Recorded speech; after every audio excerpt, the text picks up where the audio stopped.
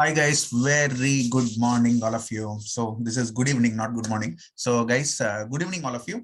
So welcome back to CAP classes, and this is lecture 2 on CARO 2020. Okay, as you know, CARO 2020 is and also is going to be the hottest topic for auditing CA final and CA intermediate students, because the next attempt is going to be the first attempt where CARO 2020 is tested. Previously, ICA has given a notification that in RTPs they have mentioned that CARO 2016 is only applicable. CARO 2020 is not applicable for December 21 exam. But now today I'm making this video on 23rd of February 2022.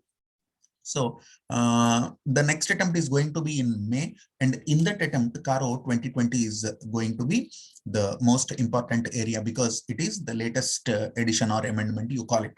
So in the first video, we have seen the first and second clauses, namely property, plant and equipment. We have seen the first one. Previously, we call it fixed assets, and then we have seen inventory. That two parts are over. And the third one is loans. Okay, so the document you're seeing on the screen is 2016 CARO. This is your 2020 CARO. Okay, so what is the third point here? Loans to related parties. Okay, now let us read 2016 CARO, and then we'll go to 2020 CARO, and then we'll read 2020 provisions in detail. So 2016, we are just reading for the reference because already you might have completed this. No, so I just want you to compare and contrast to understand the differences as well. Okay, so look here. Third point is clause 3. Loans to related parties. Whether the company has granted any loans, secured or unsecured, to companies, firms, LLPs, or other parties covered in the register maintained under section 189 of the Companies Act. What is this register maintained under 189 of the Companies Act? There is a nickname for that, and the nickname is related party register. Related party register. That means basically these are the loans, either secured loans or unsecured loans, given to companies, firms, LLPs, which are related parties to us. Okay, if the company has given, if so, that means if the loans are given, A, whether the terms and conditions of the grant of such loans are not prejudicial to the company's interest, B, whether the schedule of repayment of principal and payment of interest has been stipulated and whether the repayments or receipts are regular. C, if the amount is overdue, state the total amount overdue for more than 90 days and whether reasonable steps have been taken by the company for recovery of the principal and interest. Pawan sir, what it is? See, first try to understand one thing, okay? When you go to a bank or any lender or any financial institution, and if you ask a loan, say for example, Mr. A goes to State Bank of India and asks for a loan. Okay, after due diligence, after this credit check, credit risk check, credit worthiness, repayment ability, security, after seeing all these things, the banker will sanction a loan. Remember, when the banker is sanctioning loan, they will give you a repayment schedule. That means, dear Mr. X, every month you need to pay this much of EMI. In that EMI, this much will be principal amount, this much will be interest amount. So a repayment schedule will be given. And every month, money will be automatically debited from ES account and it will go to bank. That is called electronic clearance system, ECS, and all nowadays are there. So only on signing that paper, they'll give you loan. That means every month from your salary account or from your so-and-so account, money will go to SBI account. One day, today, you have not paid EMI. Next day morning, you'll get a call. We are calling from State Bank of India. You have to pay 40,000 rupees EMI yesterday. You did not pay. And they will follow up like hell till you repay. Because once it hits 90 days, it becomes NPA. Correct? So that is a normal procedure. Now here we are speaking about a company which is not a bank. Isn't it? CARO is not applicable to a bank. So you are speaking about, say for example, Infosys, you are speaking about Reliance Industries, you are speaking about TCS, you are speaking about Tata Motors. First thing is, what is the necessity of a company giving loan to another person when your business is not banking? Are you a banking company? No. Are you an investment company? No. If you are not a banking company, if you are not an investment company, why the hell are you giving loans? Now Tata Motors may say, Pavan sir, what question you are asking, Pavan sir? Tata is a group, Pavan sir. We have 100 entities, Pavan sir. We are big entities. Some small entities are there, okay, financially not as strong as TCS or Tata Motors. So it is our responsibility to give a helping hand, a genuine loan, because he is my younger brother. I want to support him. Very good, agreed. But as an auditor, I have some concerns. Because when you give loan to another party, is that loan against the interest of shareholder of first company? Because remember, there are two companies. Imagine Tata Motors is there, Tata Coffee is there. Just for the sake of example, Pavan is a shareholder in Tata Motors. Pavan need not be a shareholder in Tata Coffee. Tata Motors, I am a shareholder. Tata Coffee, I am not a shareholder. So if you are doing favor to Tata Coffee, it is against my welfare, isn't it? So whether the loan given by Tata Motors to a group entity, is it against the welfare of company? Is it prejudicial to the welfare of the company? Is it prejudicial to the interest of shareholder? That is the first point. Second point is, even when you give a loan to your related party also, like how banks behave, how non-banking finance companies behave, how this financial institutions behave, you should be very strong, very strict, very stringent, give loan repayment schedule and see that every month they are paying EMI. You cannot just give loan and ignore. If the amount is overdue, you have to mention in your audit report. Auditor will mention that in audit report. That is loans to related parties. Okay, so next point 4 is loans to directors. In respect of loans, investments, guarantees, and security, whether provisions of section 185 and 186 have been complied with. If not, provide the details thereof. So this is our clause 3 and 4 as per 2016 CARO. Now let us see what CARO 2020 says. Okay, loans are advances. Third point, loans are advances. Whether, see, I told you one thing already, again I'm telling you, CARO is a questionnaire. Every clause, every para starts with whether. What is that? Whether, what is the syntax? Try to understand the construction of sentence. What is the syntax? It is a question. Whether during the year company has made investments, question mark. Whether during the year company has provided loans, question mark.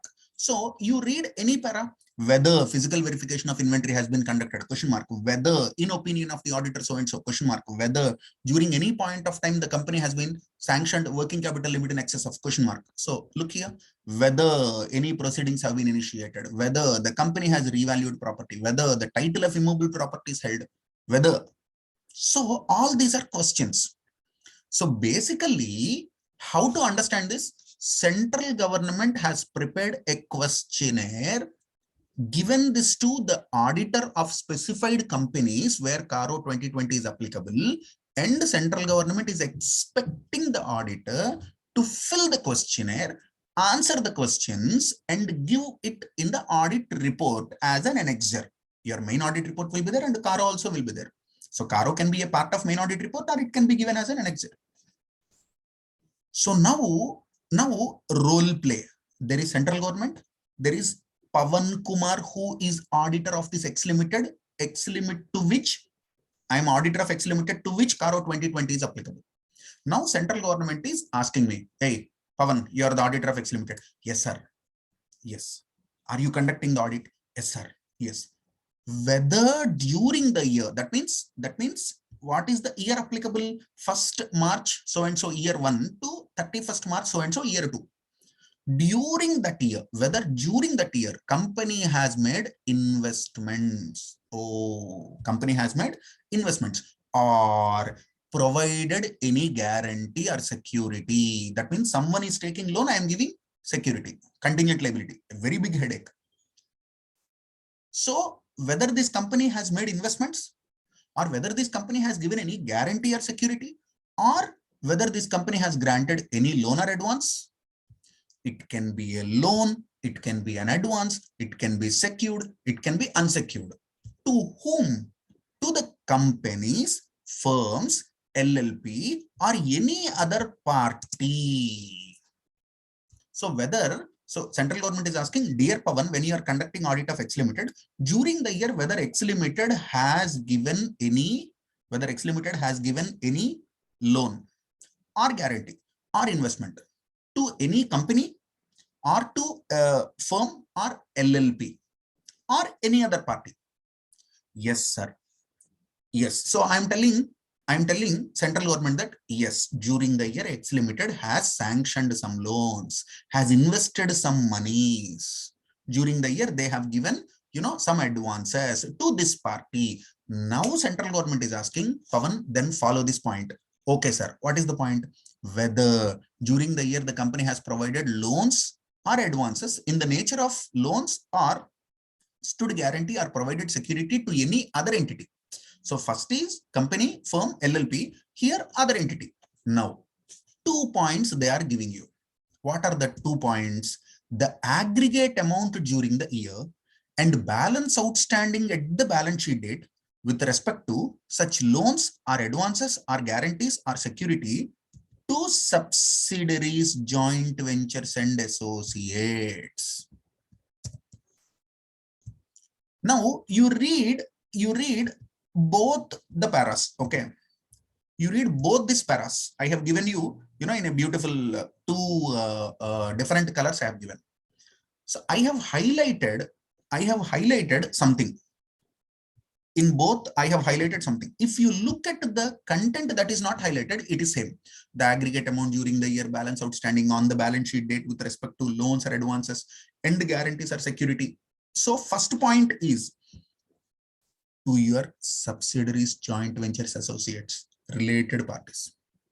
Second thing is other than subsidiaries, joint ventures and associates. So in CARO 2020, it is made mandatory for you, the auditor, to segregate the loans given or securities given or investments made. This is about loans.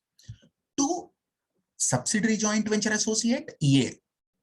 Other than subsidiary joint venture associate, B. So you need to classify that. Total loans given 120 crores. In that, loans given to this subsidiaries joint venture and associates 82 crores, balance so and so amount, whatever 38 or something, it is given to other parties. That you need to put it in one table. This is A. Then B. Whether the investments made, guarantees provided, securities given, and underline terms and conditions, whether they are prejudicial to company's interest. This is there in the previous CARO also. So when you are giving any loan, there will be terms and conditions. What is the interest rate? What is the repayment period? Okay, what is the EMI? How interest is to be calculated? Is it simple interest or compound interest? Or you are, giving any annuity? What is the IRR? So all these things are mandatory, no? So whether these terms and conditions, are they favorable to the company or are they against the company? If they're against the company, simple logic. Idiot, dear manager or dear board of directors, idiots, why the hell you are giving loans to other parties which are against company, which are favorable to them? Idiot, do some business which is favorable to us. Are you getting the point? So that is B. Whether the terms and conditions based on which you are giving loans is against the welfare of company. That is B point. C, in respect of loans and advances in the nature of loans, whether the schedule of repayment, this is also there. Schedule of repayment, I told you what is schedule of repayment. Okay, whether repayments and receipts are regular, same point. This point is there in the previous CARO also. So whenever you have given loan, whether schedule of repayment is prepared, showing principal amount and interest amount, whether the borrower is repaying and this company is receiving the EMIs properly or not. If it is more than 90 days overdue, it will become in banking terminology NPA. So why 90 days is given? Because that is the norm. Whenever you give a loan, whether you are a bank or NBFC or any other company, when you give a loan, if that is not serviced properly for 90 days, what is the meaning of it? Meaning of it is no more a performing asset, my dear friend. So then what are the reasonable steps taken for the recovery? This is very, very, very, very important at final level, especially inter level. Okay. Now, sponsor, what constitutes reasonable steps? So basically, I have given a loan to my subsidiary company. My subsidiary company is not repaying loan properly. I have not received EMI for 90 days. So in banking terminology, this is going to be an NPA. What step I have taken? What step I have taken? Final students, write down. Inter students, reasonable steps, it is enough. Final students, write down. A legal action need not necessarily be a reasonable step. So as an auditor, you asked, have you filed a legal case? Sir, that is our subsidiary company, sir. On subsidiary company, why will I file a legal case, sir? Why will I bring him to court, sir? A legal case is not filed. Now you'll say, no, I will write in CARO report that you gave loan and the borrower is not repaying. It is related party fraud. 90 days you are not receiving EMI. I will write only. In the guidance note, ICAI has clearly mentioned, guidance note to CARO is there. ICAI has clearly mentioned, reasonable step need not be a legal case or court case. If there is a written communication from the lending company to the borrowing company and they have given some reply, so some communication is going on, which is there in the board, resolutions, that is enough. So the holding company director took his phone, called, hey, subsidiary company director, sir, tell me, sir, you have taken loan, EMI is not coming. What is this? Discussion. Then email. The CF of holding company has sent an email to subsidiary company. Boss, EMIs are not coming. What the hell is happening? Could you please explain? Then subsidiary company director or CFO, they have given a reply and they said that this is the reason, this is the reason. From so and so date, we'll start paying EMIs again. That is enough. As an auditor, this is reasonable step. So reasonable step need not be a legal case. Okay, now you'll ask, but sir, this is a fraud, sir. Array, try to understand, even in case of banks also, after 90 days, you will not file a legal case now. So do you think on 90th day, if you are not receiving any interest or principal, on 91st day, do you think bank or financial institution will file a case? No way. If that is the case, 90% of time of the bank officers will go in legal fights only. First, they will speak with the borrower and they'll try to understand what is the hardship borrower is paying, when they will pay. Okay, so this is D point, very important. E, whether any loan or advance in the nature of loan granted which has fallen due during the year, it has fallen due, has been renewed or extended. Oh my God, this is something like restructuring. The borrower has not repaid. But you are renewing it. That means something can be wrong here, something can be fishy here. You need to inform the shareholders also. So auditor has to look into this kind of cases specially. Now I am conducting audit of X Limited. I will go to the directors of X Limited and I'll ask them, boss, you have given loan to Y Limited. Yes, sir, that is our subsidiary. So that is to be repaid in the month of October, last year, October. Yes, sir. They have repaid? No. Then what happened? Sir, we renewed it, sir. Fresh loan is given to repay this loan, sir. Why? It is something like restructuring. That you need to look at. So look here, whether any loan or advance in the nature of loan granted which has fallen during the year. which has fallen due during the year has been renewed or extended, or fresh loan granted to settle the overdues of existing loan given to same party. If so, that means if the company has done these kind of things, specify the aggregate amount of such dues. Auditor has to mention this in audit report. Auditor has to mention during the year 22 crore worth of loans and advances given to this party has fallen due, but the company has given a fresh loan, new loan to the same party for repayment of old loan, or the company has renewed, the company has extended, 2 more years of time is given. The company has extended. This the auditor has to write in audit report. Okay, that's all. That's all. The best way of understanding CARO, I'm telling you, take Reliance Industries audit report. Take Reliance Industries audit report and read CARO. That is the best way you can learn CARO. Any good company, take the CARO report, read, you'll understand. Then D, loans and advances. What is 185, 186? You remember 185 is prohibition on a company in giving this, loans, advances, investments, etc. So 185, 186, you might have studied in your company law. Okay. So what is this? In respect of loans, investments, guarantees, and security, whether provisions of 185, 186 have been complied with. If not, provide the details. So as an auditor, my role is just to check whether the company has complied with this or no. And if the company has not complied, mention that in my CARO report. So the company will have some legal officer or company secretary. They are responsible for complying with 185, 186. Whether they have complied with or no is not my cup of tea. What I have to do, if they have not complied, I will put it in my CARO report. That's all. You understand? For your understanding, if you want 185, 186, take the Bare Act and read. 185, loans today. This is the Ministry of Corporate Affairs. You can see mca.gov.in. No company shall directly or indirectly advance any loan, including loan represented by a book debt, to any of its directors. Oh my God, this is prohibition on lending money to directors. There are certain exceptions.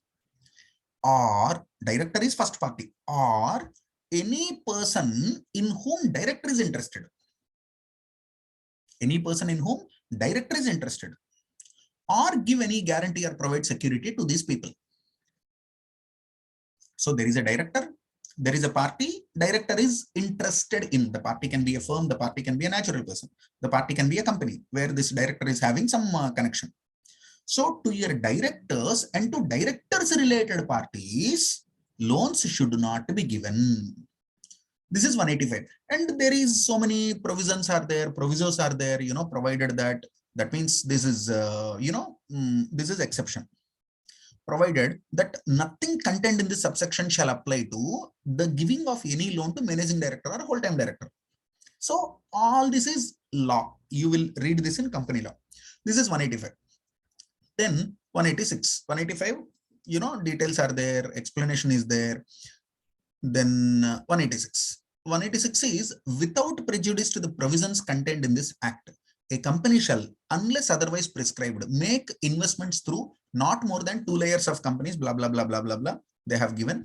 And they have also given some monetary limits, like, you cannot give loans, or you cannot invest money which is more than 60% of your paid up capital and free reserves. All these things will be there. Your company law lecturer, I'm sure he might have taken care of these 2 sections. So in your academic interest, what you need to do is read section 185, section 186 to understand CARO class D. Okay, CARO is very simple. CARO is very simple. They said in case of loans given, investments are guarantee security provided, whether 185, 186 is complied with or no. That's all. You understand? And next one is public deposits. You need to read section 73, 74, 75, 76 of the Companies Act. Section 73 up to 76 of the Companies Act deals with public deposits. Now, again, role play starts. Central government is asking. So this is copy paste of CARO 2016. We don't need to spend much time also. But if you have not gone through CARO 2016, I'm explaining you this next few paras, copy paste of CARO 2016. Okay. Again, role play. Central government is asking, hey, Pavan, sir, tell me, you are conducting audit of X Limited. Yes, sir. X Limited to X Limited CARO applies. Yes, sir. During the year, whether the company has accepted public deposits. During the year, whether the company has accepted public deposits. And you know which type of companies can accept public deposits and all. That already you might have studied in your line in both inter and final level. So I am telling central government, sir, yes, during the year the company received public deposits, sir. Then central government is asking, okay, one, directives issued by RBI. Do you remember? You might have studied this in your CA Inter Advanced Accounting Nbfc. CA Inter Advanced Accounting is there. 9th chapter is there. Accounting for Nbfc is there. In that Nbfc, classification of Nbfcs into significantly important. SI we call, and non-SI. 500 crores net worth more than that. Do you remember RBI guidelines are there? But of course, we need not read for accounting because accounting is quite simple. But you know, this RBI guidelines are too complex. Okay, but in textbook, the whole story is given. 40 pages of theory is unnecessarily given. If you are a final student, you have audit of Nbfc. In audit of Nbfc, I only told you all the directives. So basically, we don't need to learn the whole directives in CARO. Basically, what we need to understand is, if you are a company accepting public deposits, there are RBI directives, correct? Whether they are complied or no. If you are accepting public deposits, but not complying with the RBI guidelines, that will be very big issue. Very big means very big issue. Like it may hit your going concern also. Your whole company board can be cancelled. You know, central government will replace the board. Anything is possible. I'm telling you. You know, RBI or NCLT or any competent court, they can give you an order to repay all the deposits back within 1 day. It happened in so many NBFCs. I remember even in Andhra Pradesh and Telangana, we have, not today, it happened almost some 10-12 years ago. There is one big group called Inadu Group, Ramoji Rao Group. So there is one Margadarshi checks. They asked repay all the loans. Surprisingly, it was some, I think 15 years back. Yeah, it was some 15 years. 1,250 crores of public deposits, they repaid within the time given by RBI, and they have given a big public notice that we have repaid each and every. I'm like, what? That much of cash you have to repay? But it also happened in Agri Gold, in so many other NBFCs we have seen, you know, other society scams we have seen, many NBFC scams we have seen. Okay. In many cases, Sahara scam we have seen. So company will not be able to repay this public deposits immediately if you ask. Cash crunch, no, that much of cash will not. So simple. Dear board of directors, if you are accepting public deposits, please, step 1, RBI guidelines have to be complied with. Correct? 2, provisions of Companies Act 2013, section 73 to 76 to be complied with. Correct? Rules framed by central government are to be complied with. Correct, sir. Agreed. So they are saying, in case the company has accepted deposits, whether directives of RBI, point number 1. Provisions of Companies Act, point number 2. Rules made by central government, point number 3. Whether they are complied with or no. RBI directives, Companies Act provision 73 to 76, rules framed by central government, have they been complied with? If yes, happy. The auditor will write, during the year the company has accepted public deposits amounting to 100 crores and the provisions of the Companies Act, RBI guidelines, RBI directives and rules framed by central government in this regard are complied with, full stop. If not, What is the nature of contravention? The moment you are contravening any of the above, court or this NCLT or the Reserve Bank of India will give some directives. No, they will give you some orders, court orders, whether they are complied with or not. So if not, the nature of such contraventions to be stated. If an order has been passed, what is the nature of contravention? 2. If the order has been passed by whom? CLB, previously CLB, now it is National Company Law Tribunal, NCLT, or Reserve Bank of India, or any court or any tribunal, whether the same have been complied with or not. If this point is negative, my dear friends, God also cannot save you. If this point is negative, God also cannot. The moment it comes in CARO auditor's report that the company has accepted public deposits in contravention of so and so, this is the nature of contravention, this is the amount of contravention, we get bold, apply for liquidation, or jump and migrate to London. Next one, cost records. Pretty simple provision, same like 2016. Where maintenance of cost records has been specified by central government under subsection 1 of 148. What is section 148 subsection 1? You remember? What is section 148? 128 and 148, they speak about the maintenance of books of account and central government's right to order a company to maintain cost records. Okay, so basically central government said, dear cement manufacturing companies, dear automobile manufacturing companies, dear companies involved in so and so chemical processing, you have to maintain cost records. Okay.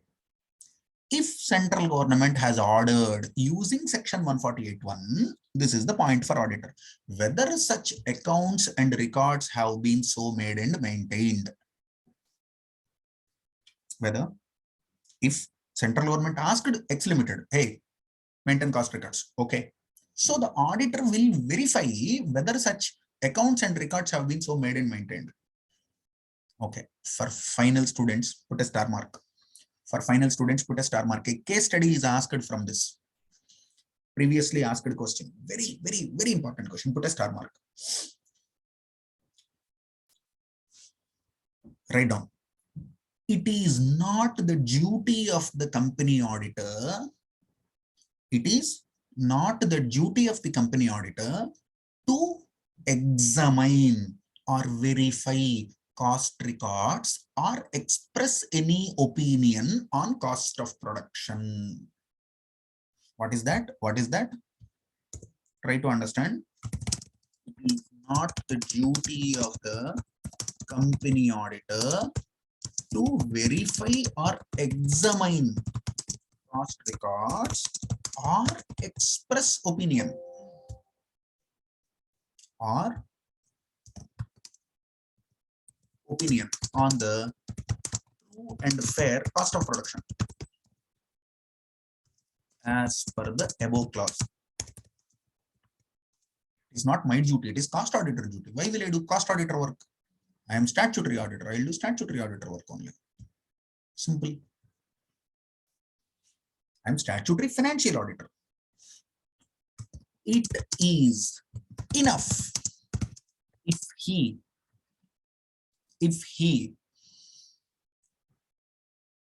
he checks whether the company is maintaining cost records or not. That's it. This is my duty.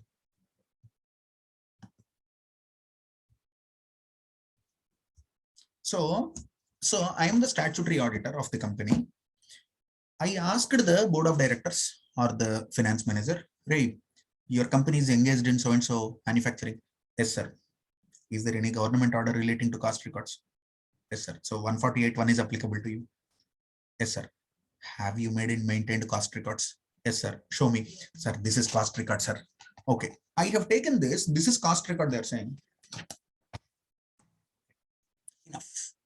I will write in my CARO report that the central government has specified under 148(1) relating to maintenance of cost records to the company, and the company is maintaining the records, full stop.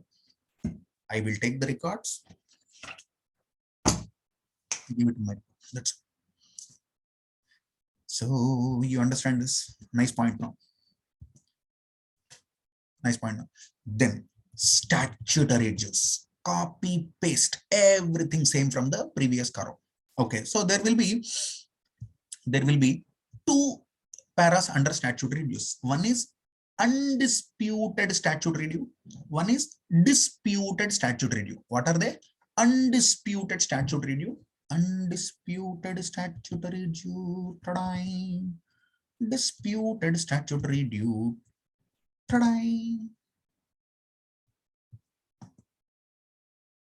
So basically, what is a statutory due? Basically, what is a statute? Any VAT, excise, service tax, sales tax, GST, you call it, income tax, you call it, any tax, or sometimes provident fund, ESI. Okay, so basically you need to pay some amount as per act, an enactment, that is called statutory due. So simple. Step one, is the company regular in paying statutory dues? Is the company regular in paying statutory dues? So the auditor has taken management representations, verified, payment of all these things, records and all. The auditor felt, yeah, statutory dues are properly paid, no problem. So in CARO report, you'll write, the company is regular in depositing statutory dues to concerned authorities. But if the company is not making payments regularly, then auditor has to think two things. One, is it because of a dispute? So GST authority said, X Limited, you need to pay 2 crores. X Limited said, no, I need to pay only 1.2 crores. Why will I pay 2 crores?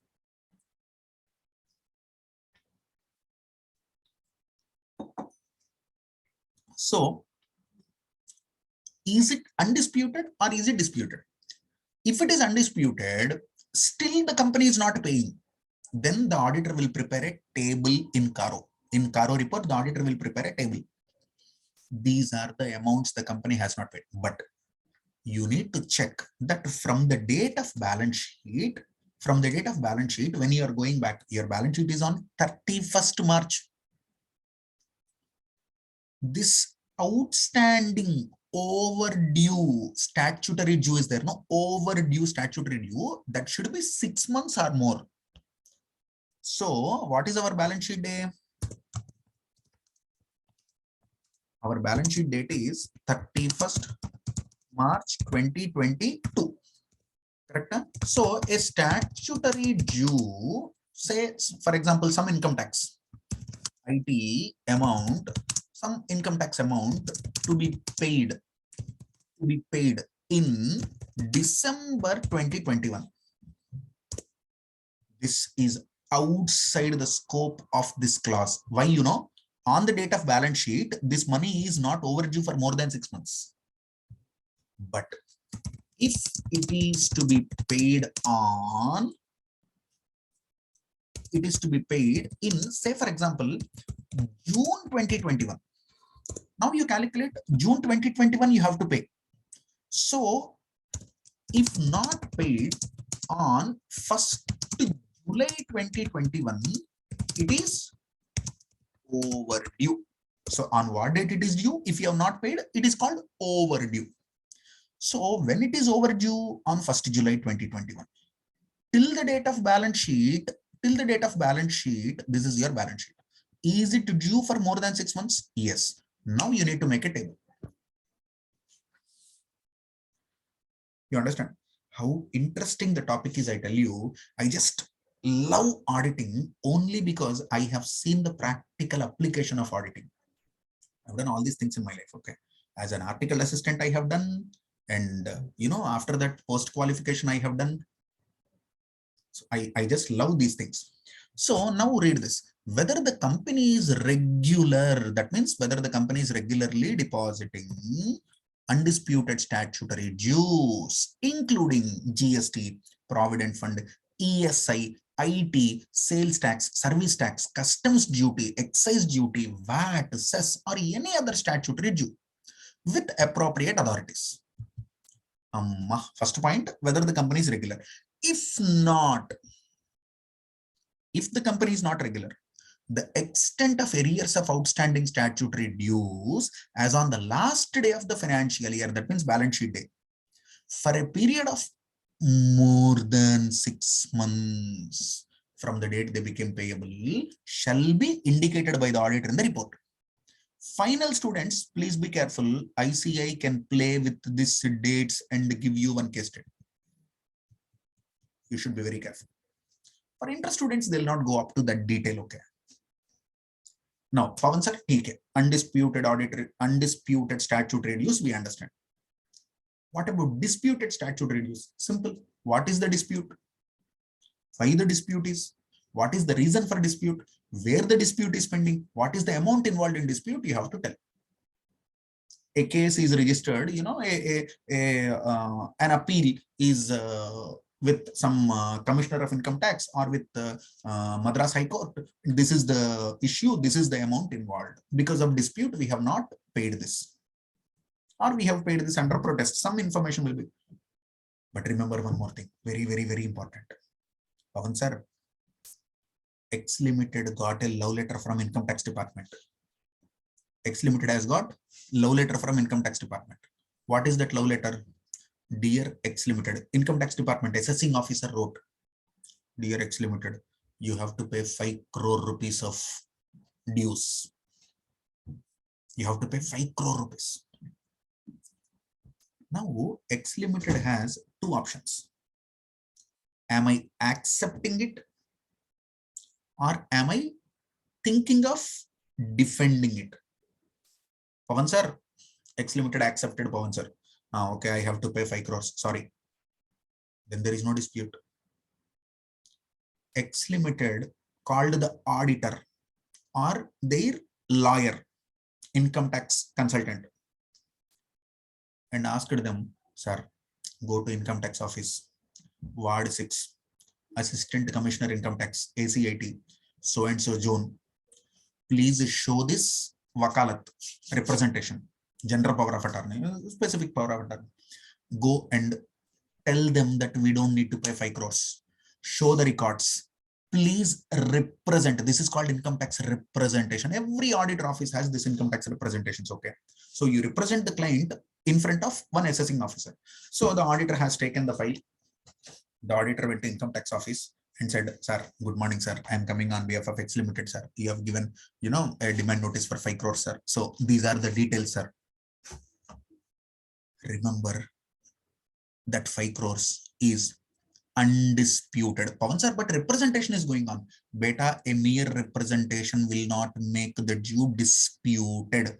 Disputed means there is a letter by Income Tax Department.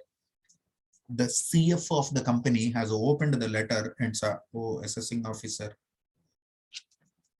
he's saying 5 crore rupees is to be paid. Okay. Okay. He called the auditor or he called his lawyer and said, we have received a letter. Prepare a reply to that stating all the allegations are rubbish. I don't need to pay 1 rupee also. I will not pay 1 rupee also. If I have to pay, I will pay under protest and I will challenge it in court of law. We will go for appeal. We'll see you in Income Tax Appellate Tribunal. So to CIT appeals, Commissioner of Income Tax Appeals, or to some appropriate authority, I have filed a case and I am fighting against the department. That is called dispute. You understand? So mere representation to the concerned department, to water board, they have given that you are using water from so and so local authority, you need to pay 5 lakh rupees. So the company's representative or the company's lawyer or company's auditor or company's some other person is going to the board and saying, sir, for using municipal water 5 lakh rupees, how can we pay, sir, please, sir, reduce the amount, sir, we cannot pay, sir. This is representation. If I file a case in a court stating that I have received this bloody paper, what the hell is this? What the hell is, why do I need to pay? That is a dispute. You understand? Very important, especially for final students, more important. So this is undisputed statutory due. This is disputed statutory due. Ta-da! Next point, new point. This was not there in your previous CARO. Undisclosed income, unrecorded income, Binami Act. Binami Act is also there, I think, in the next class. Whether any transactions not recorded in the books. Income Tax Act. Unrecorded income.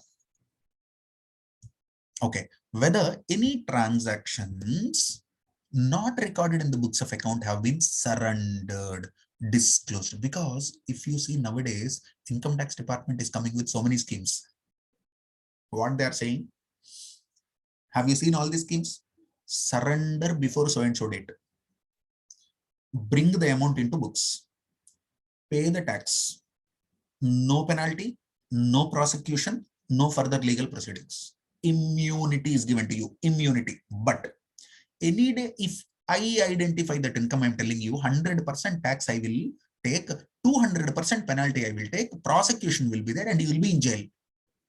Now one guy is thinking, oh my God, I have 10 lakh rupees, 10 crore rupees of unrecorded income.